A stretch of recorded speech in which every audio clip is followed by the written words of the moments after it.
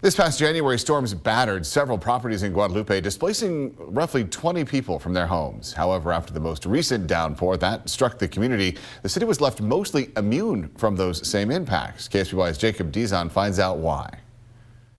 Just over 2 months ago, I was here on Pioneer Street in Guadalupe, one of the strips of town most impacted by January's storms. Following the additional rainfall that came earlier this week, people living in the area were once again advised to leave home. But this time around, local leaders tell me the city as a whole was more prepared for the task. Thursday morning, the driveways leading up to Pioneer Street homes that flooded with mud and rainwater during January's storms were lined with fortresses of sandbags to prevent the same thing from happening again. We went down there and we went door to door talking with our residents. Some of them were able to leave. We moved cars out the way well ahead of time. So, it was, if you look at it, from when we first started, we were like a 2. We're like at a 9 now, at least in the preparation of things. Guadalupe Police Chief and Public Safety Director Michael Cash says when this year's string of storms first hit, limited city resources and lack of prior experience in dealing with severe storm situations hindered their response efforts. We really only have 2 to 3 ways into town. And with that, we have 2 bridges at the north end of town, south end of town, and those, as far as those streets, were cut off. So our only lifeline was really on 166 into Santa Maria. So we're isolated.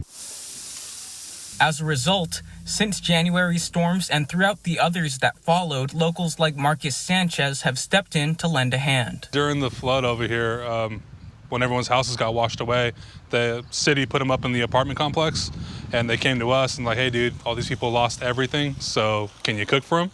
And without hesitation, I was just like, yeah, come on through. Sanchez is the executive chef at the Guadalupe Senior Center and has lived in town for most of his life. He says in the midst of these dire circumstances in his neighborhood, he didn't think twice about helping those impacted. So a lot of kids, man, they were saying like they were grabbing onto their moms saying like, are we gonna die? They were scared.